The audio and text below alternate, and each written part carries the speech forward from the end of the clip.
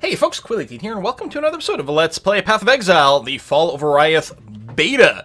As promised, we are going to be picking up here in Act 2 and look at the new changes to the Bandit Quest. But before we do that, I think it's going to be worth taking a moment to plan out our build. I realize this is not particularly 3.0 related, but I got to figure out where I'm going to be spending my points. I've been more or less eyeballing it so far, but some amount of planning is going to start to have to come in at this point. So I'm using the post-skill tree tool over here. I don't think it's actually been updated for 3.0, and I think there have been a couple of slight changes potentially in the routing, but we're going to be like 99% the same way, so I think it's going to be okay. It's a great thing. It gives you searching. Well, I mean, the base client has searching now, but this had it before, and it's a little bit handier for a few different things. You can save builds and do various things. But the big thing with it is it's got a great handy-dandy planning tool. Well, what you can do, instead of just clicking on a node, although we could certainly start off by clicking on the nodes, say I've already got, for example, by doing that. But the other thing you can do is right-click nodes that you would be interested in grabbing. And then use a tool to sort of auto-complete the tree for you based on, like, routing to nodes that you can pick up. Like, for example, I know for sure I'm going to want Ancestral Bond. I know for sure we're going to want to go up to Celestial Judgment, probably pick up this fire stuff over here for more damage. I know for sure I'm going to be going down the Blood Magic and actually going all the way down here for more life.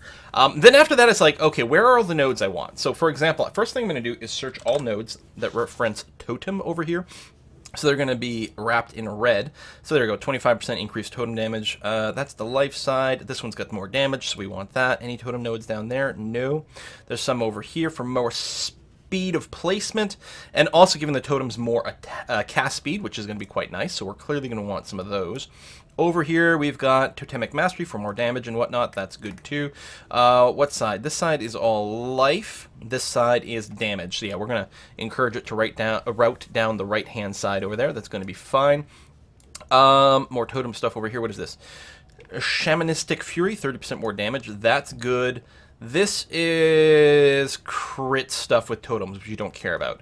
Okay, is that all the totem stuff highlighted? I believe so.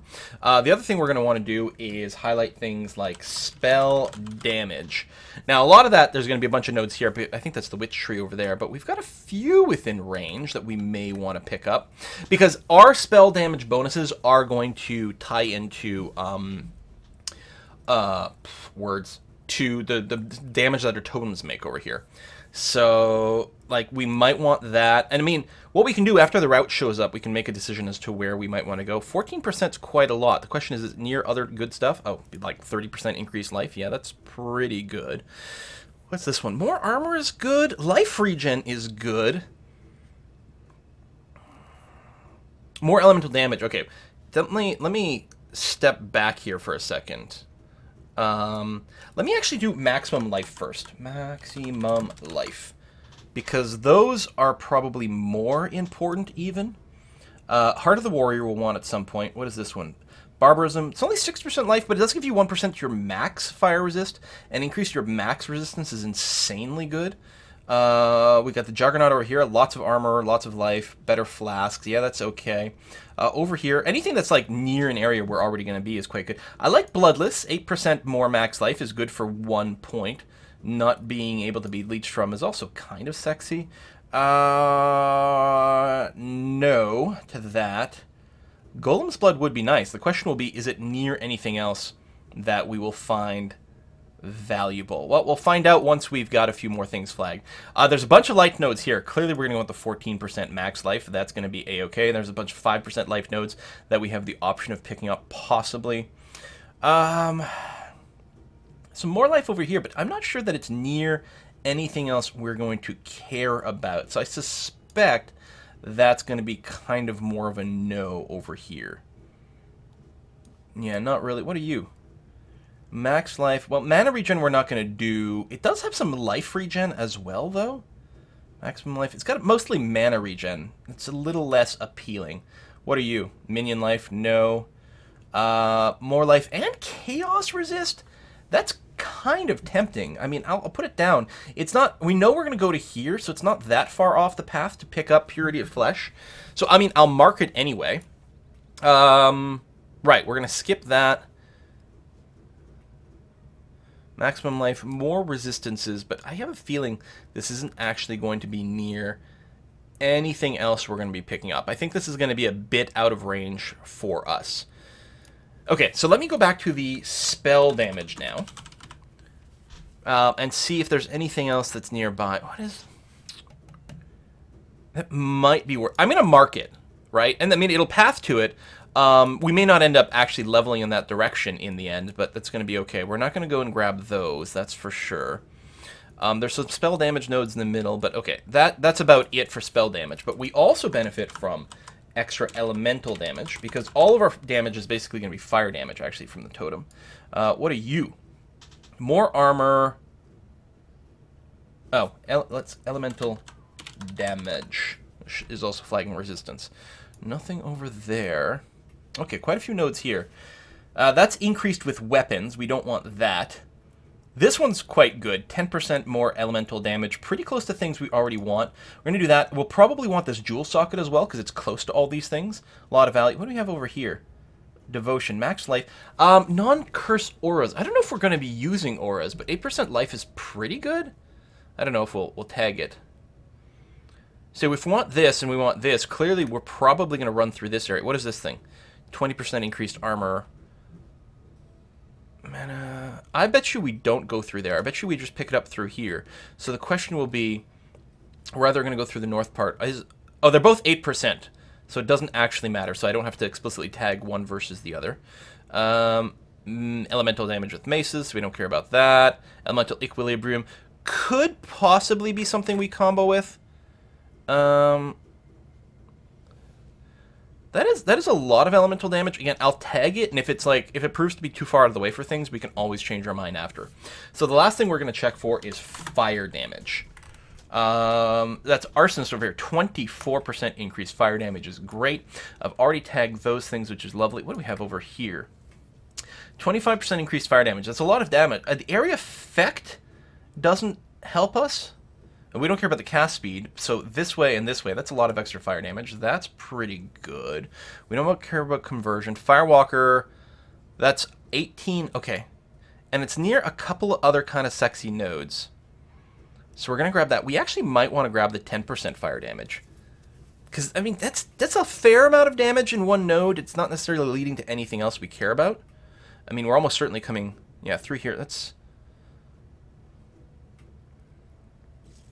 We might not go to the 8%. I mean, I guess I don't have to tag... Well, here, I'll tag it, and that's fine, and we'll sort things out after. Ooh, what do we have over here? Oh, this is a fair amount of fire damage and penetration. Again, I'll tag it, and we'll see. That is close to a 10% increase max life option. So yeah, we'll just look at what the node looks like. I mean, this might end up being too many points. There are a few things that increase burning damage as well. Now, I don't know, and I know there's some new, that's too far away. I know there's some new support gems to increase, like, secondary effects and burning damage and things like that. I don't think this build is, that's with weapons, is burning damage specific enough to warrant that kind of thing. Okay, we've got a fair number of things tagged. I think we've got a fair good number of stuff. So what we're going to do at this point is, let me just do a little quick save. We're going to run tag node generator. So what this will do is this will connect everything. So this would take 123 points to get all these. So that tells me that's not actually viable. That's a little too much. Now that's an interesting path. So we're not going through here or here. I mean, 20% armor is okay, but it is increased, not more, so it doesn't necessarily stack with all the other increased armor stuff. I mean, it adds, but it's not like it goes crazy. We might... Does anything change if we decide to go devotion or endurance here? Like, it feels like... Armor's good. Again, we don't need all the just flat... elemental resistances. They don't stack that crazy. I mean, it makes it a little easier to hit your cap, but that's about it. It's got the life regen too, which is kind of nice. Out of curiosity, if I were to undo and tag that and then go ahead and run the node generator again, how much does that change things? I think it went from 123 points to 124, so we're spending one more point to go in this direction and pick it up that way. So we route a little bit differently. We pick up fewer strength nodes. We pick up a dexterity node over here, which isn't a bad idea. Oh, we're probably going to want that jewel socket, actually. I just realized. That doesn't change our routing at all. Undo. I think at this point it's sort of 6 of one, half a dozen of the other, right? When you're that close to things, it really doesn't start to matter quite to the same extent. Oh, I have elemental highlighted. That's what's going on there. I think it's sound. I don't... If we pick this up, does anything change? I mean, either way, we're ending up in this area. I suppose if we did end up running along the west side over here, it would probably be that. Oh, this is... How? Wait, hold on. We're getting here by going all the way around and... No, then I don't want this, because I know I'm going to want Ancestral Bond sooner. I don't want to go all the way around. This might be slightly more point efficient, but I know we're going to get Ancestral Bond sooner. And I mean, we could always undo a few things. I could just force these nodes. I could say, no, I absolutely want to go through here.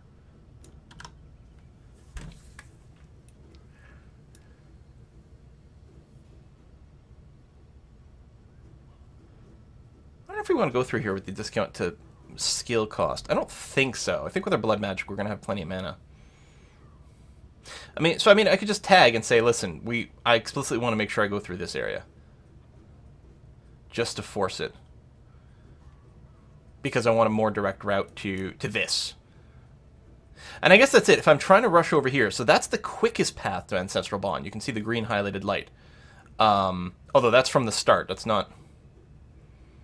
What have I done so far? I've done this. I've gone to Armor Mastery. And then I've picked up things this way. So with the fact that I've already spent those, now what do you think about that? Now you still figure, yeah, you'd still route around that way. I'm just wondering that now that I've got that, the quickest route is to just go up there. I think I have to beeline for Ancestral Bond, and I think I will go ahead up in this direction. So I'm gonna force that in there, and now the tag generator will take into account the fact that I've already taken those, and that's going to be okay. It's still linking some of this stuff up, which is... Oh!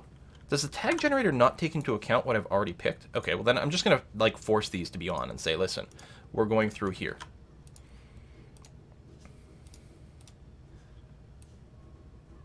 I don't know why you're grabbing all these things. Oh, because you're trying to get there, but then... Now, this is actually really bizarre. I don't know why it's taking this, for example. Because it clearly doesn't need to do that, unless... Oh, it's not connecting through there.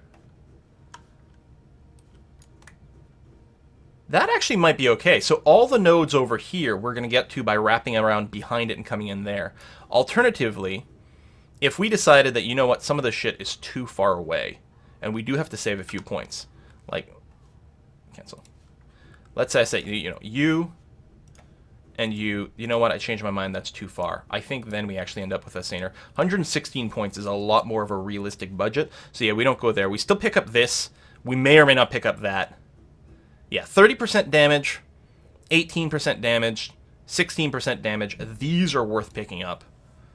We may or may not make the trip down here, actually. But either way, I think we're going to grab those. Okay, and I like this. So I'm probably going to rip up through here. Or... No, stop focusing over here. I'm trying to... Control Z. Go away.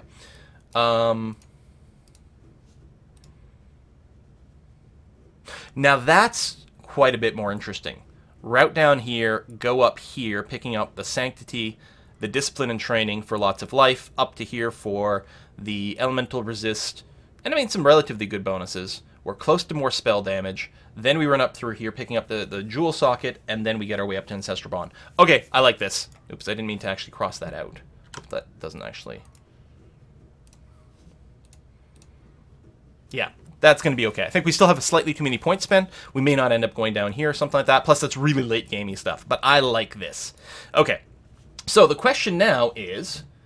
If I go and turn off the monitor capture and come back over here to game capture, you'll notice I've got a bunch of skill points ready to go. Have I misspent anything? I'm going to be undoing this one later on. But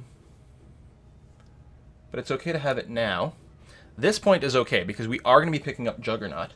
Actually, apparently we're going to go through Juggernaut to get the blood magic, but I think I'm going to hold off on that. I mean, so I may not have needed to spend this right now, but I mean, it's not like it hurts us. That's okay. So I'm going to, yeah, okay, so I had started spending points here, and that's going to be okay. I'm going to beeline through this area. I'm trying to get the Ancestral Bond as quickly as possible. So we're going to go 1, 2, 3, lock those in. I suppose I could refund. If I pick this up, that's a lot of extra life right now. You know what? I'm going to refund the strength point right over here. It's not like it's a point I didn't want to spend, but I don't need it right now. And we'd be better off with the huge boost to health. We're at 494. If we take this, 574. Such a massive jump up to our life. And it gets us to the Ancestral Bond faster, which is going to let us do a heck of a lot more damage. All right, love it. Okay, so here we are in Act 2. What I've done is I've actually done this in a non-optimal way. No, I have a certain routine that I like to go through this in, but I was explicitly leaving the bandits for last over here. So we're going to go, and we'll start with the Western Forest. This is actually the one that's probably going to be a little bit more annoying. I don't remember if... I know that on one side of the road will be the spider, and on the other side of the road will be Alira's camp. I don't know if there's a hint as to the waypoint, as to which side is which. I don't think so, because I think the waypoint is always on the south side of the road. So I think we'll pick one side. We'll either hit... is this the camp? No. Okay, look around, like a round wall. We'll either find the spider cave or we'll find the camp. There's no hint from the mobs. And these dudes look different. Who are these? These shadow archers. I don't remember them having all the helmet stuff going on. That's quite cool. Nice miss. What the hell was that? I'm still rocking the Sunder here, and I just went and I used an Alka Orb on an axe, and didn't get an extra physical damage roll, but I did get like bonus lightning damage that turned in good. I mean, it had slightly higher base damage than what it had, and it had 3 sockets, which is nice. So I'm just running the Sunder around here with like extra physical damage and... Oh, and still that, what you call it, Ruthless support in here. Although maybe I should be running extra fire damage or something instead. Either way is going to be kind of okay. So mostly that, and still rocking the fire trap as well. I think I think my amulet is giving me dex, so that I was able to level up the fire trap a little higher. And again, the fire trap is going to be handy when we do get Ancestral Bond, because we can still use it for damage. Oh, there's Alira! Hey, we picked the right side. Fantastic. Again, if there's some sort of like rhyme or reason as to which side Alira spawns on, I don't know what it is, because I like to take out Alira first rather than do the spider nest. It doesn't really matter that much. So we're going to see our first choice. So in previous to 3.0, every difficulty you do the Bandit Quest, and every difficulty you can choose. If you kill all the bandits, you get +1 skill point. If you side with one of the bandits, you get some sort of reward. First thing that's changed is that killing all the bandits will give you 2 passive skill points this time around.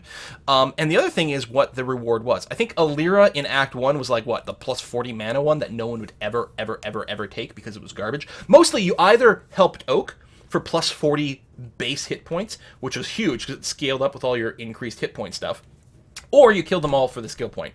And then the next 2 acts, most people killed most of the bandits, usually for the +1 skill points, but every now and again, like there was one that was like slightly higher attack rate, and that was pretty good for some things, or cast speed or something like that. But here, you get a lot of bang for your buck for helping these people.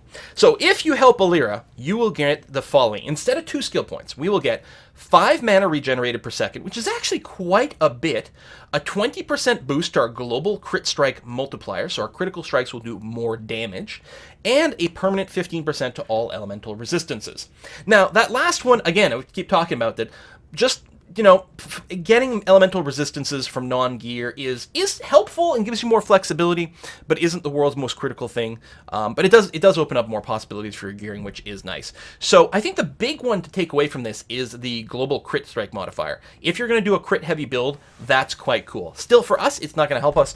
Our totems, I mean, maybe it's possible for our totems to crit, but it's not really what we're looking for. We don't need mana regen, and honestly, we're picking up a handful of elemental resistance stuff as is, so we are not interested in helping her. So we're going to go ahead and drop down a trap here, and we're going to say that we're going to kill her, and I'm just going to start wailing on her with the Sunder, and just try to move around a little bit. If we can get away from these corpses, that would be nice, because she does like to blow them up, and there's like an infinite supply of corpses right here. Although, she will keep summoning more dudes, so inevitably, there's going to be explosions anyway. So we'll drop down one more trap there. Easy peasy. Boom. Did I do anything else? I did pick up a unique helm, actually. I am wearing it, right?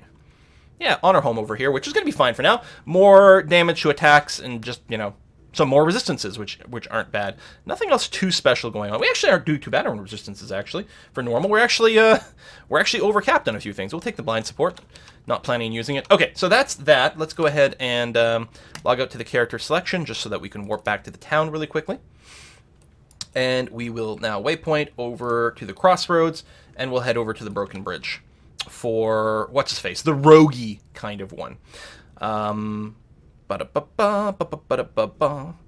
spoiler alert, I'm pretty sure we're just going to be killing all of them for the 2 skill points. Although it hurts me a lot because these bonuses are really good. Really good. In particular, when we get to Oak, it'll be like, god damn, that is a good bonus. So for this, we mostly just have to follow the road. I have, like, the worst possible set of skills to try to kill these ghosts here, because the attack speed is so slow. The ghost keeps moving. I'm not even going to bother chasing him. F him. F him. Even when we get our totems going on later, it's going to be a little annoying to bop those things. Although when we get the dual totem, we'll do a fair amount of damage before he shuffles off. What's the level of the zone? 16, and I'm 21. Okay, so we're getting like no XP over here. Because of the order I did things in, I'll kill you because you are a rare. You might drop some goods and you might have slightly more XP, but yeah, mostly. Again, it's because I did things out of order from how you would normally progress through these zones. And as such, I'm, you know, over-leveled for here, but I really wanted to just, like, save all the bandits to show them. And otherwise have finished the zone, basically. Boom!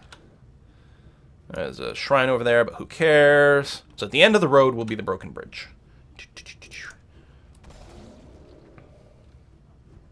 Maybe I should kill more people for my flask charges. I mean, I'm not crazy, right? I mean, the Broken Bridge is usually on the bottom part of the screen, but I'm pretty sure the road leads to it. I might be wrong. Does it just lead to, like, that weird broken fortress? I usually just hug the bottom of the screen, but for some reason this time I decided to follow the road. Yeah, here it is. It's going to curve over. There. Yeah, there's the Broken Bridge. I mean, it's always on the bottom side of the screen somewhere along the way. So this will be Kraityn. I don't remember what he offers in Act 1. I think one of the times you might be tempted to take him is I think he might give you increased attack speed. He might also give you crit on one of them. But here, he's going to give us 6% attack and cast speed, a 3% chance to dodge attacks. This is substantial because dodge is an additional effect that happens before or after, probably before evasion. So you have a chance to dodge, then you have a chance to evade. Dodge is really potent, and a 6% increased movement speed. This guy is huge. This is an insanely good bonus. That being said, for our totem build, well, I mean, the dodge speed is always fine, and movement speed is always really sexy. I think the cast speed, while it may help us plop down totems a little faster, I don't think is particularly notable for us. I don't know if it might give our totems a faster cast speed as well, but I'm not 100% convinced. I don't know how the mechanics work. I'd have to do more research, and I'm sure people have like started posting some analyses of these things and figured out combos. I don't know all the interactions with all the different skills. I'm going to continue to assume that 2 skill points is fine and not a horrible disaster. It might be, you know, it might be slightly weaker than another choice, but it doesn't mean it's a bad choice, so it's going to be okay. That being said, this guy I think is going to be my favorite dude from now on. I think Oak may have just been demoted in terms of favorite bandit to help, because I mean that's just 3% chance to avoid all physical attacks is pretty freaking huge.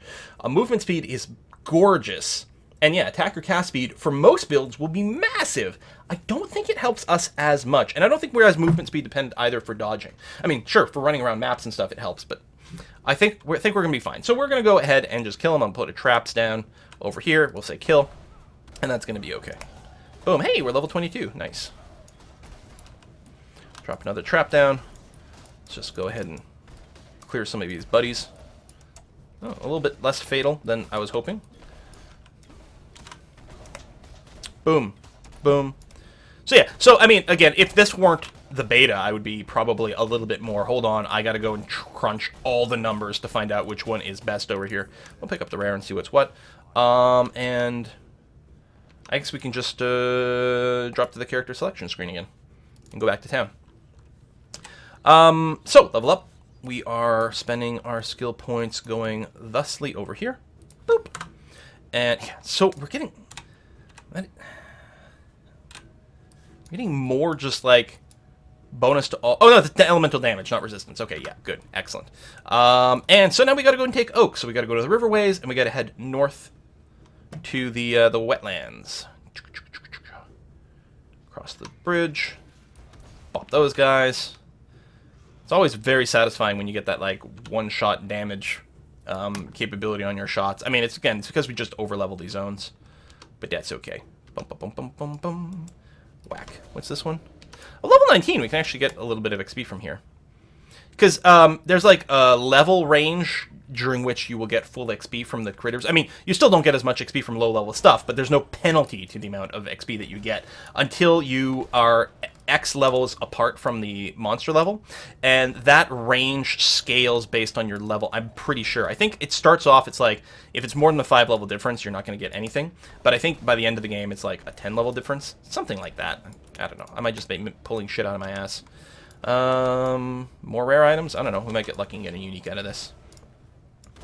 I'd like to know the math between how it actually like calculates the loot drops, because it's kind of, that sort of stuff is kind of interesting to me. I guess we'll pick up the Molten Shell, although we've already got one. Oh, we can level up, what is this? Melee physical damage. Yeah. Alright, so what we've got to do on this map is find, well, A, we want to find Oak, but we also want to find the path forward. Luckily, Oak's never too far away from the path forward. I'm going to call that a corner, so let's go up this way. Boom. Burn. I mean, if I'm going to bother to do any damage to them, I better go and do all the way and kill them. Or, I don't know, that might be a sunk cost fallacy. Maybe you do a little bit of damage and realize, oh, these guys are just a pain in the ass, so why bother?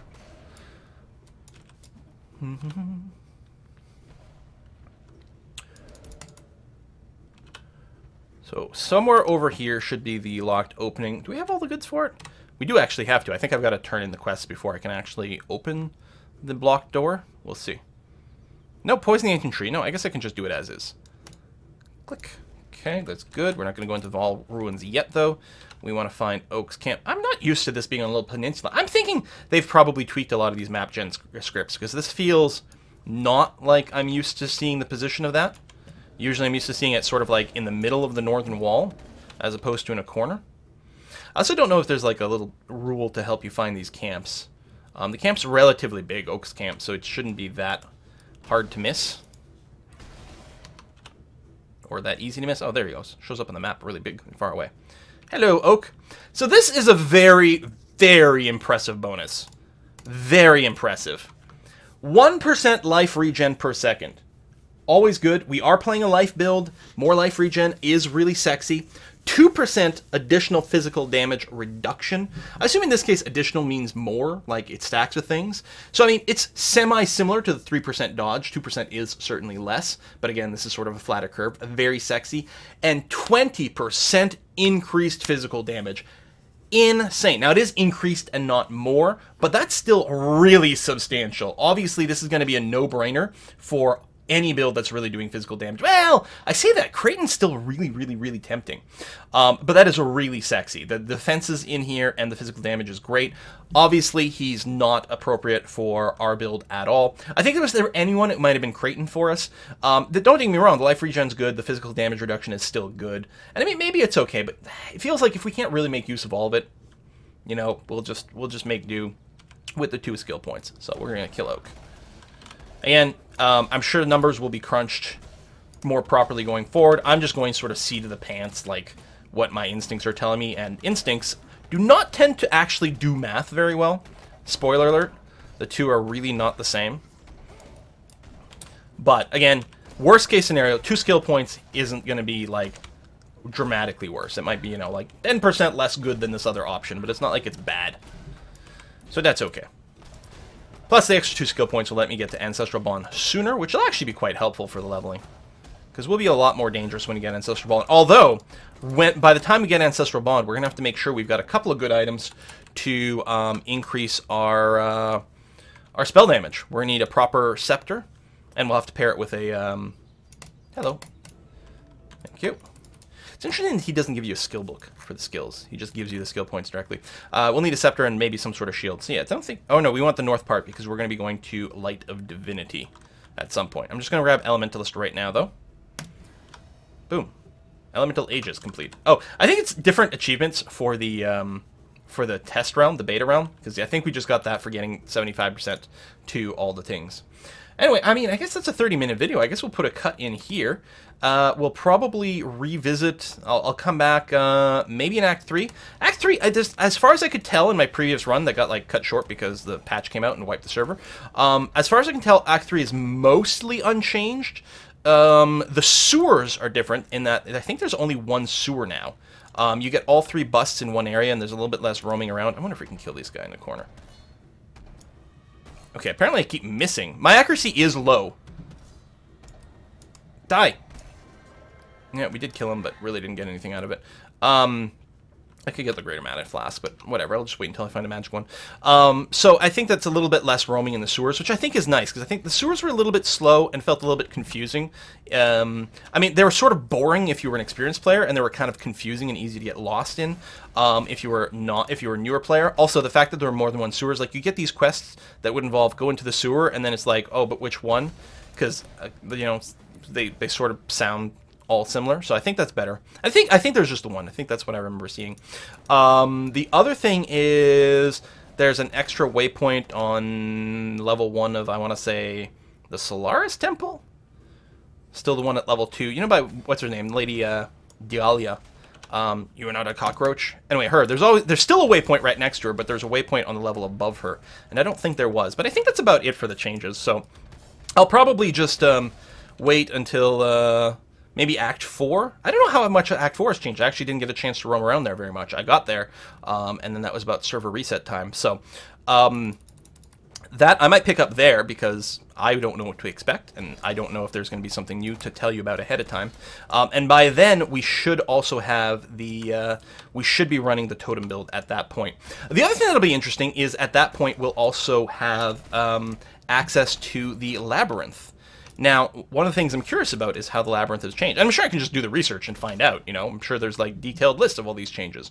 But I would rather sort of encounter it on my own, because I'm assuming you can still run the Labyrinth up to 4 times, so that you can get all your 4 Ascension points. Is that the right word for it? Or whatever.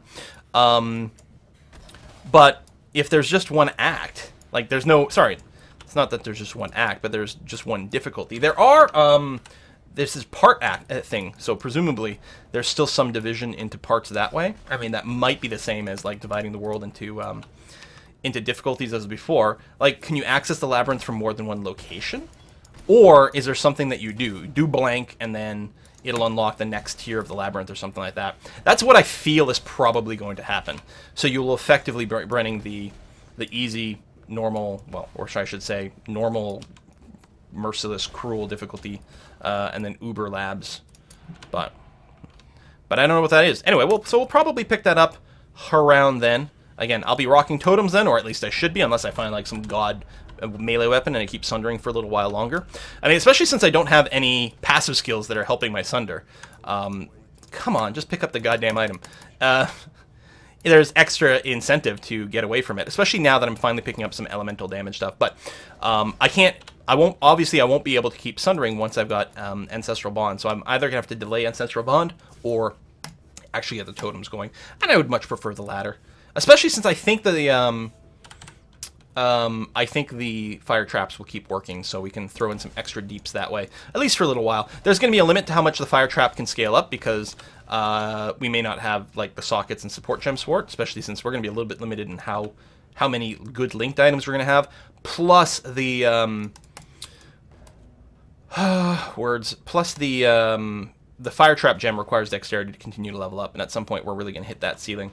I've got 47 dexterity right now, which honestly, it wouldn't surprise me if that was the limit for the fire trap, and that's with an amulet that's giving me some dex. So we'll likely have to go to a pure fire totem build. We might be able to throw in something else. I don't know.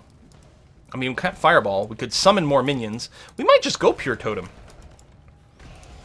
which is probably going to be a little slower, but really safe, right? Run up, drop a couple of totems down, and then run back, and then repeat. Or, you know, just kite around while the totems burn everything is going to be A-okay. We're going to have a lot of cast on damage taken effects, by the way. Tons of them. I know I'm being attacked here. Actually, I already died once from doing this. I had to level up, and I was tabbed out and trying to like look at things. Meanwhile, there's like one critter that was attacking me. If I do a check, deaths. There it is. I died one time from being tabbed out and having one thing little nibble at me. Always very embarrassing. But luckily, well, assuming this still is the same as normal difficulty, you don't lose any XP from doing that. You just get embarrassed a whole bunch. Anyway, that's it. Thanks for watching, and we'll see you later.